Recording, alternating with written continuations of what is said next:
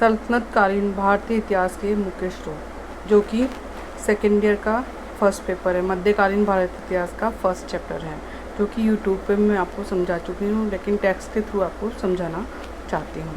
तो इसमें अपन सबसे पहले स्रोतों का अध्ययन करेंगे। तो इसमें बताया जाता है कि सल्तनत काल की स्थापना 1206 ईस्वी में की गई।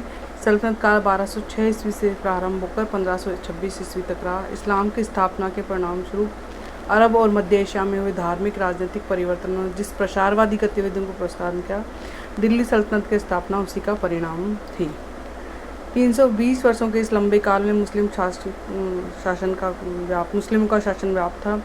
दिल्ली सल्तनत के अधीन मामलुक, गुलाम वंश, खिलजी वंश, तुगलक वंश, सैयद वंश, लोधी वंश, इन 5 वंशों का शासन रहा। मतलब इसमें कहा गया है कि दिल्ली सल्तनत की स्थापना कब की गई? 1206 में इसकी स्थापना हुई और 1206 से लेकर 1526 बाबर के खानवा के युग तक यह चलती रही। इस्लाम की स्थापना के परिणाम स्वरूप यहाँ पे अरब और मध्य एशिया में हुए धार्मिक राजनीतिक परिवर्तनों की जो प्रसारवादी नीतियों को यहाँ प्रोत्साहन मिला, जो कि दिल्ली सल्तनत की स्थापना का परिणाम थी। 320 वर्षों के इस लंबे काल में मुस्लिमों का शासन व्याप्त रहा। दिल्ली सल्तनत के अधीन मामलुक, गुलाम वंश, खिलजी वंश, तुगलक वंश, सैयद वंश, लोधी वंश, इन 5 वंशों का शासन रहा। सल्तनत काल में प्रशासनिक व्यवस्था पूर्ण रूप से इस्लामिक धर्म पर आधारित थी। प्रशासन में उलेमाओं की महत्वपूर्ण भूमिका होती थी। इस्लामिक संसार का पैगंबर के बाद सर्वोच्च नेता सुल्तान होता था। प्रत्येक सुल्तान के लिए आवश्यक होता था खलीफा उसे मान्यता दे। फिर भी दिल्ली की सल्तनत के तुर्क सुल्तानों ने खलीफा को नाम मात्र का ही प्रधान, मतलब दिल्ली सल्तनत जितने भी सुल्तान थे वे खलीफा को नाम मात्र का प्रधान मानते थे। तो इल्तुतमिश दिल्ली सल्तनत का पहला सुल्तान था, जिसने 1229 ईस्वी में बगदाद के खलीफा का नायब कहा गया। सुल्तान की उपाधि तुर्की शासकों द्वारा प्रारंभ की गई। महमूद गजनवी पहला शासक था जिसे सुल्तान की उपाधि धारण की गई। दिल्ली सुल्तानों ने अधिकांश ने अपने खलीफा का नायब पुकारा। सल्तनत काल में प्रमुख ऐतिहासिक कृतियों में से महत्वपूर्ण कृतियाँ निम्न प्रकार है। तो ये अपन थोड़ा सा संक्षेप में वर्णन किया गया है कि दिल्ली सल्तनत की स्थापना हुई, 1526 तक इनका शासन रहा और यहाँ पे प्रसारवादी नीतियों को प्रोत्साहन मिला। पे खलीफा सुल्तान को मान्यता देता था, खलीफा सर्वोच्च नेता होता था। इस तरह की ये कई जो चीज़ें मैंने जो आपको बताई हैं। तो इसमें सबसे पहले अपन फारसी स्रोतों में कौन कौन, ताज उल मासीर, तो इस ग्रंथ के रचयिता कौन थे? ख्वाजा सद्र हसन निजामी।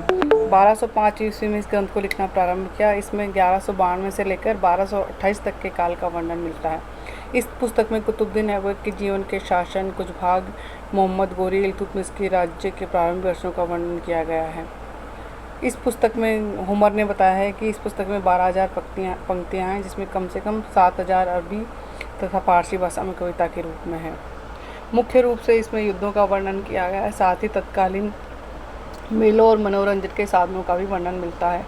यह पुस्तक सल्तनतकालीन सामाजिक स्थिति को स्पष्ट करने में मदद करता है। तो पहला कौन सा ग्रंथ हो गया? ताज उल मासीर। और इसके रचयिता कौन थे? हसन निजामी थे।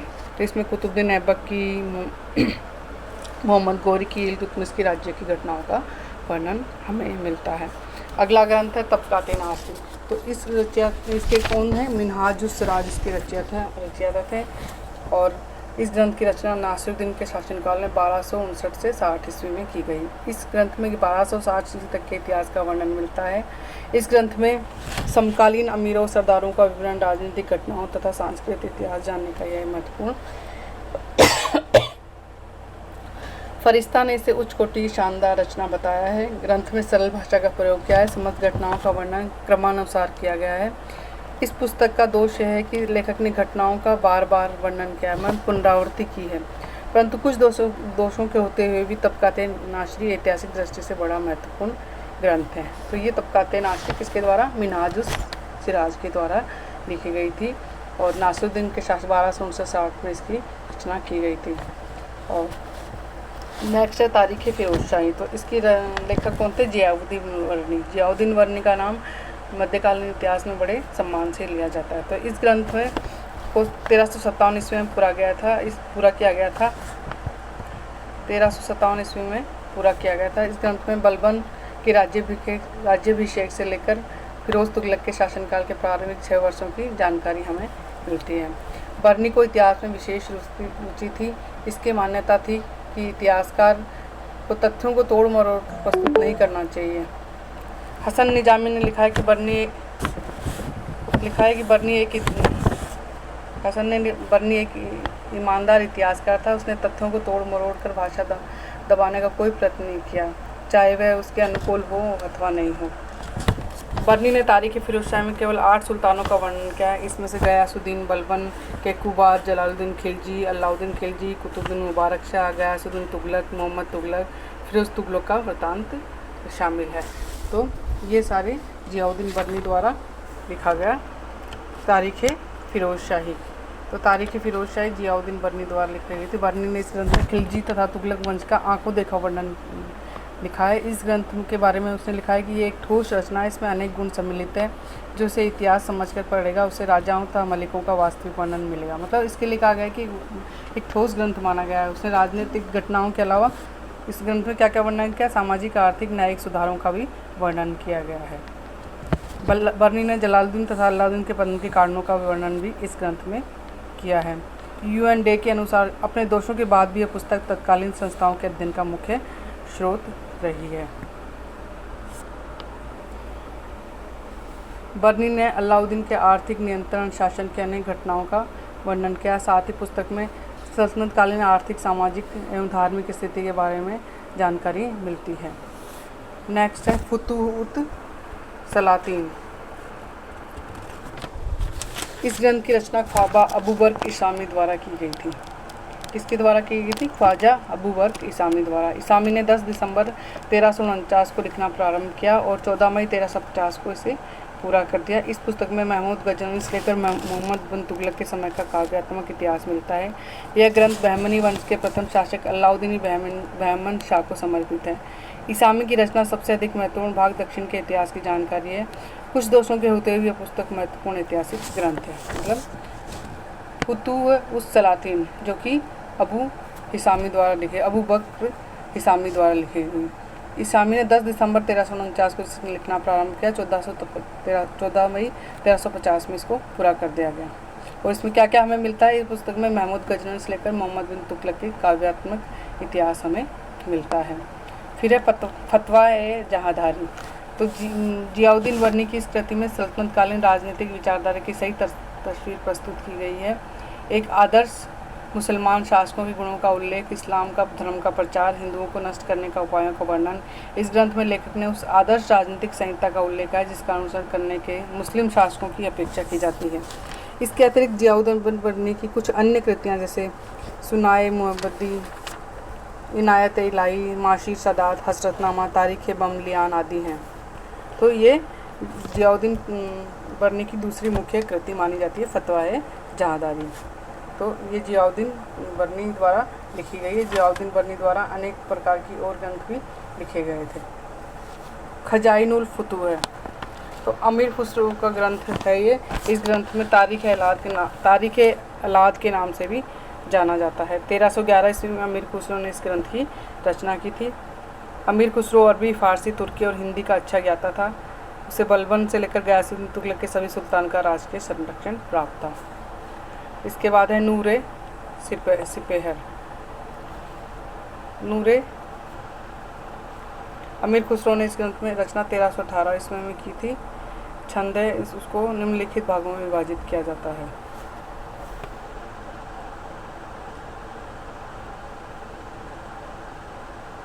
प्रथम सिपेहर, इसमें सुल्तान मुबारक शाह की प्रशंसनीयता तथा देवगिरी के आक्रमण का वर्णन किया गया है। तो ये भी किसके द्वारा? अमीर खुसरो द्वारा लिखी गई थी। द्वितीय सिपेहर, इसमें सुल्तान मुबारक शाह के द्वारा बनाए गए भवनों का वर्णन मिलता है। तृतीय सिपेहर, इसमें भारत के गौरव वैभव की प्रशंसा की गई है तथा भारत की जलवायु, वनस्पति, पशु पक्षी, फल फूल, भाषाओं, भारत के रीति रिवाजों, भारतीय दर्शन, अध्यात्म विद्या का उल्लेख किया गया है। चतुर्थ सिपेहर, इसमें एक ऐसी सुबह का वर्णन है। पंचम सिपेहर, इसमें भारत की शीत ऋतु आखेट का वर्णन बहुत ही सुंदर ढंग से किया गया है। षष्ठ सिपेहर, इसमें मुबारक शाह के पुत्र शाहजादा मोहम्मद के जन्म का वर्णन किया गया है। सप्त सिपेहर, इसमें मनोरोज तथा बसंत ऋतु तथा शाहजादा मोहम्मद के जन्म के समारोह का भी वर्णन मिलता है। अष्टम सिपेहर, इसमें चौगान पोलो खेल का वर्णन किया गया है। और नवम सिपेहर, इसमें खुसरो ने अपनी कविताओं के विषय में इस प्रकार सामाजिक स्थिति में पर्याप्त वर्णन मिलता है। मतलब नूरे सिपोर इसे नाम से उल्लेखनीय है कि 9 इसमें 9 वो हैं। इस ग्रंथ इसे 450 है और इसको निम्नलिखित भागों में विभाजित किया गया है। तो जो कि मैं आपको प्रथम सिपर, द्वितीय सिपर, तृतीय सिपर, चतुर्थ सिपर, पंचम सिपर सभी का वर्णन कर चुकी हूँ। फिर है मिफ्ता उल फुतूह है। तो 1291 ईस्वी में अमीर खुसरो ने इस ग्रंथ की रचना की थी।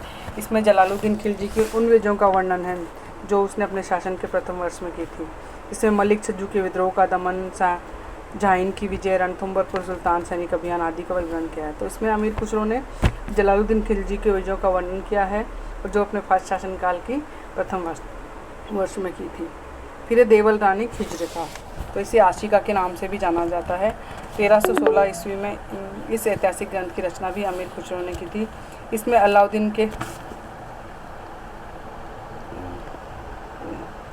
अलाउद्दीन के ज्येष्ठ पुत्र खिज्र के गुजरात के शासक कर्ण की पुत्री देवल देवी के प्रेम की कहानी का उल्लेख किया गया है। साथ ही तत्कालीन विवाह प्रणालियों, रीति रिवाजों का, तमाशों का आश्चर्यजनक वर्णन किया गया है। किरात सादेन 1289 ईस्वी में अमीर खुसरो ने इस ग्रंथ की रचना की थी। इसमें बुगरा खां उसके पुत्र केकुबाद के बीच अवध में हुई भेंट का वर्णन किया गया है। 1289 ईस्वी में अमीर खुसरो ने इस ग्रंथ की रचना की। इसमें बुगरा खां और उसके पुत्र केकुबाद के बीच अवध में हुई भेंट का वर्णन किया गया है। इस कवितामय ग्रंथ में तत्कालीन सामाजिक, सांस्कृतिक, राजनीतिक जीवन का अच्छा ज्ञान प्राप्त होता है।